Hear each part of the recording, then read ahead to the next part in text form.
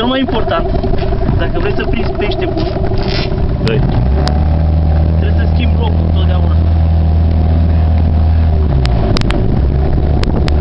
Să le mutăm o leacă mai bună ca să prindem pește altele.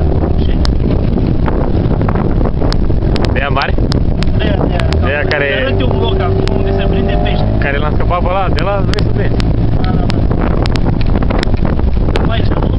Aici, gata. Dacă am ajuns. Am ajuns, gata. Deci, să văd Acum? acum cum se face. Da. Că m-a arătat fratele meu. Asta o pun eu ăla. Hai, dă fugi. Că ai filmat numai aici. Deci. Pune, Ciprian, pune momeala. Deci arată ce se pune la pește. Langustină. Asta are și sau icre. shrimp, cum se mai zice. Are și icre. Se bagă. E bun așa. Se bagă lig.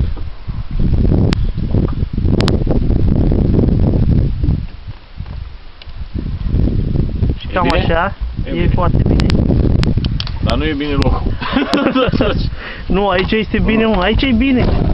Nu e bine locul ăsta, ți-am zis eu.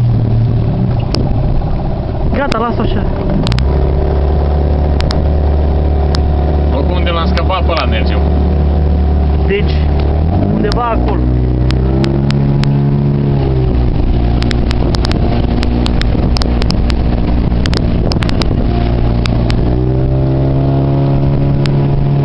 Ciprian, eu zic că ajunge.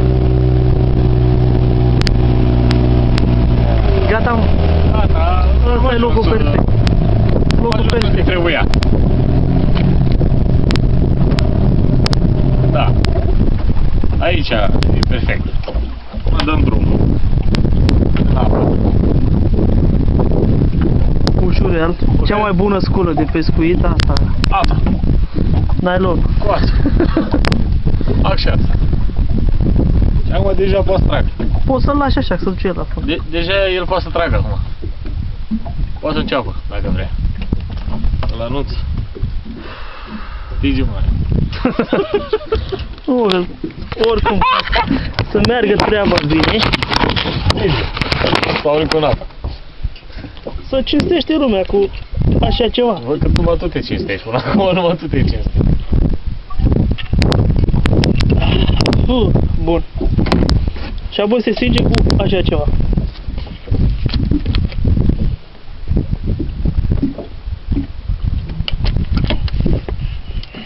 Și vom filma după ce vom prinde peștele cel mare.